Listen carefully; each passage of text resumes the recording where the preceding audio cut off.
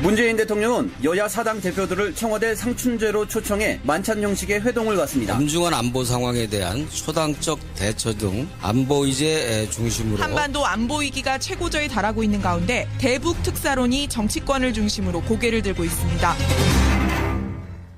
예, 더불어민주당 추미애, 국민의당 안철수, 바른정당 주호영, 정의당 이정미 이 4명의 여야 대표가 오늘 저녁에 만납니다. 문재인 대통령과 함께 만납니다.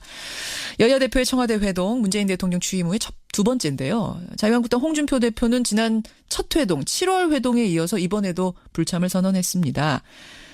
사실은 이번 회동은 굉장히 긴급한 안건이 있죠. 예, 한반도 안보 상황이 긴급하게 돌아가기 때문에 그 속에서 좀 해법 찾아보자는 건데 또 불참 선언을 했습니다. 정의당의 이정미 대표를 만나볼 텐데요. 이 상황에 대한 이야기. 게다가 이정미 대표는 대북 특사 파견을 오늘 제안할 것으로 알려졌거든요. 지금 이 상황에서 대북 특사 파견이란 게 현실성이 있는 건지 이것도 좀 궁금해집니다. 만나보죠. 정의당 이정미 대표입니다. 이 대표님 안녕하세요. 네, 안녕하세요. 지난 7월 첫 회동 때는 문 대통령 반려견 토리 방석 네네. 선물하셨던 게 화제였는데 네. 어떻게 오늘은 빈손으로 가세요? 오늘은 따로 선물을 준비하지 않고요. 예. 토리는 마약 방석이 있지만 지금 국민들은 자불안석 아닙니까? 이번에 대통령과 여야 모두가 함께 국민에게 드릴 선물을 준비하는 자리가 돼야 된다고 생각을 합니다. 국민에게 마음에 좀 안정을 드릴 이런 해법을 네. 찾아보고 싶단 말씀이신데 여야 대표 대통령까지 다 모이셨으면 참 좋았을 텐데 제1야당 네. 홍준표 대표가 이번에도 참석하지 않겠다고 하셨어요. 네. 어떻게 생각하세요? 홍준표 대표께서 이제 참석을 안 하신다고 하면서 거기 가서 정치쇼 하는 거 자기가 함께 가담할 생각이 없으시다 이렇게 말씀을 하셨는데요. 예.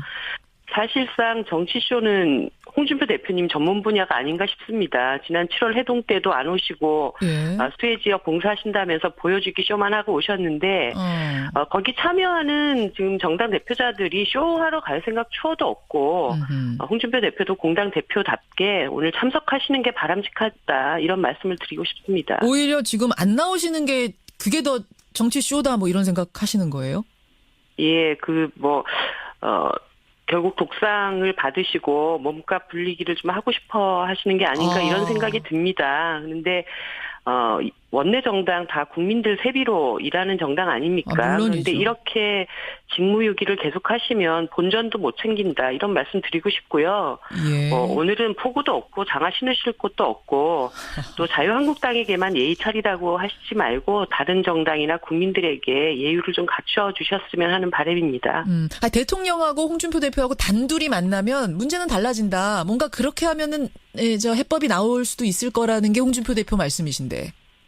네, 이것도 참 앞뒤가 다른 말입니다. 이번에 회동을 안 가는 이유가 현재 정부는 자유한국당이랑 대북 간이 완전히 정반대고 유화론이고 대화론자여서 만날 필요가 없다 이렇게 주장을 하셨거든요. 정확히 말하자면 북한에 또 돈 갖다 바치자는 사람들하고 만나봤자 무슨 접점이 생기겠는가 이러셨어요. 네네. 그렇게 만나서 할 얘기도 없고 접점도 없다고 분명히 말씀하셨는데 그러면 둘만 만나면 이야기가 생기고 접점이 다시 이루어진다는 것인지 회담 불참의 이유가 일관성도 진실성도 없고 금방 들통날 그런 변명이다 이런 생각이 듭니다. 그런 생각. 예, 정의당의 이정미 대표 오늘 저녁에 만나는 거니까 아직 시간 좀 있습니다. 예, 그 사이에라도 네네. 홍준표 대표께서 나가는 쪽으로 좀 입장 바꾸셨으면 좋겠다. 그런 그러셔야죠. 네. 근데 오늘 회동에서 대북 특사 파견을 공식적으로 제안하실 거다. 이게 사실입니까? 네네. 지금 북한 미국 사이의 말전쟁이 최고조로 이루고 있고요. 그리고 미국 전략폭격기가 동해상에 날아다니고 또 북한 외무성에서는 격추를 예고하고 이 쌍방간에 아주 작은 오판만 있어도 심각한 상황을 불러올 수가 있습니다. 그렇죠. 이 문제를 어떤 방식을 써서라도 이제 스톱을 시켜야 되는데 이럴 때일수록 우리 정부가 나서서 평화 외교를 주도해야 된다고 보고요. 그 일환으로 대북 특사를 지금이라도 보내는 게 맞다 이런 생각이 듭니다. 근데 바로 지금 말씀하신 그지죠. 미군의 폭격기가 공해상을 막 날아다니고 그거를 격추하겠다고 북한이 선언하고 이 정도 상황인데 우리가 특사를 보낸다고 북한이 받을까요? 제가 볼 때는 그 북한과 정확한 의제 그리고 현 시점에 다뤄야 될 의제에 집중을 해야 된다고 봅니다. 그 메시지를 줘야 된다고 봅니다. 어떤? 예를 들어서 뭐 정부가 북한의 인도적인 지원을 제의한다든가 핵 문제는 의제가 아니라고 선을 긋는다든가 이렇게 하면은 북한 쪽에 대화하자는 정확한 신호를 못 준다고 봅니다. 지금까지 이제 제재 압박은 북한 도발에 대한 대응책이라고 한다면 해결 방안을 내놓는 그런 때로 이제 전환을 해야 된다는 것이죠. 그래서 북한의 핵미사일 도발은 그들이 원하는 체제 보장과 점점 더 그 멀어지는 길이기 때문에 추가 도발은 자제하고 우리는 전략자산 추가 배치라든가 군사훈련을 자제하면서 해답을 찾아보자는 소위 쌍준단 논의를 시작하자 이런 메시지를 정확하게 줘서 만나면 뭔가 해법을 도출할 수 있겠구나라고 하는 그런 신호가 굉장히 중요하죠. 뭔가 시그널을 주면서 너희들이 원하는 것도 들어줄 수 있다라는 시그널을 주면서 접근해보자는 말씀. 네네. 근데 이제 이론상은 참 뭐 그럴 수 있을 것 같습니다. 그럴듯합니다만 문제는 북한이 통미봉남 정책 아닙니까? 그러니까 미국하고만 상대하겠다. 남한하고는 이야기 안 하겠다는 게 일관된 이 스탠스여서 말이죠. 우리가 그렇게 제안한들 받을까요?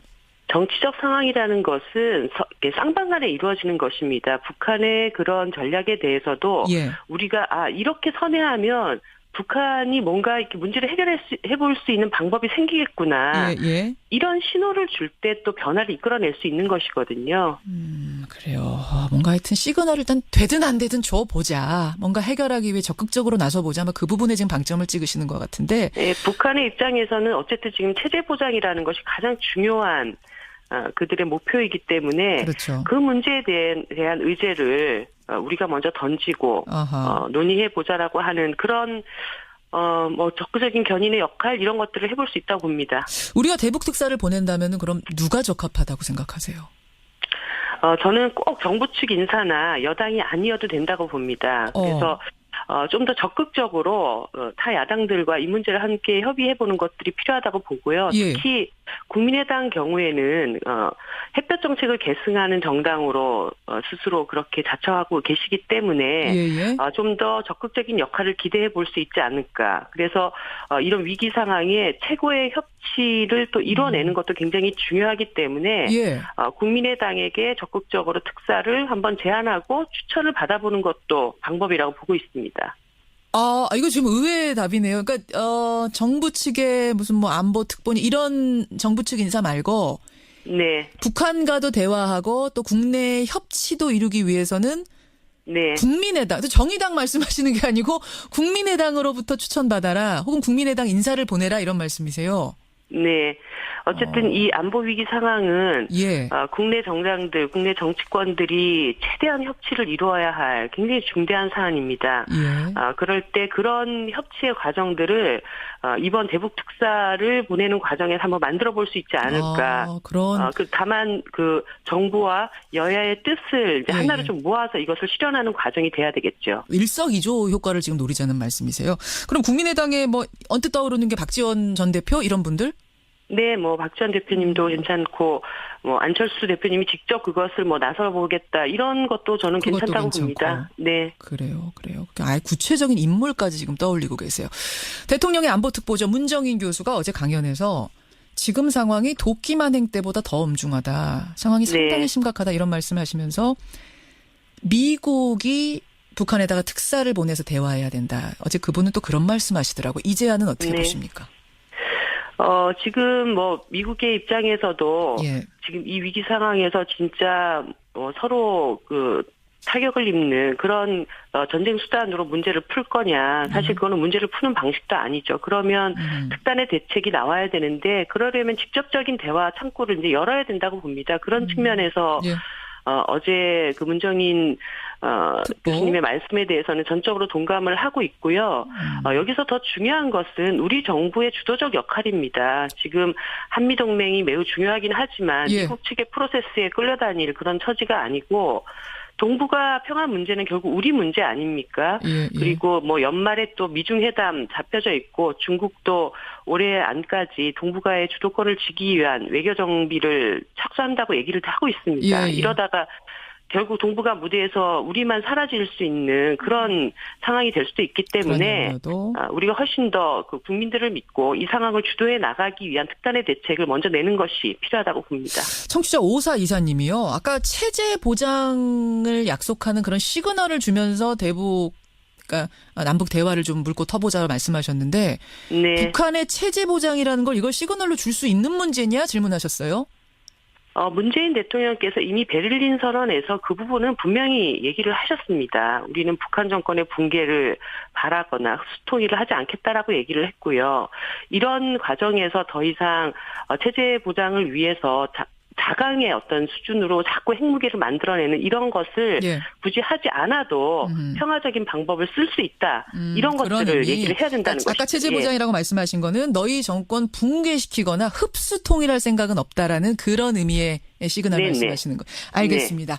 여기까지 오늘 말씀 듣겠습니다. 이정미 대표님 고맙습니다. 네, 감사합니다. 정의당 이정미 대표였습니다.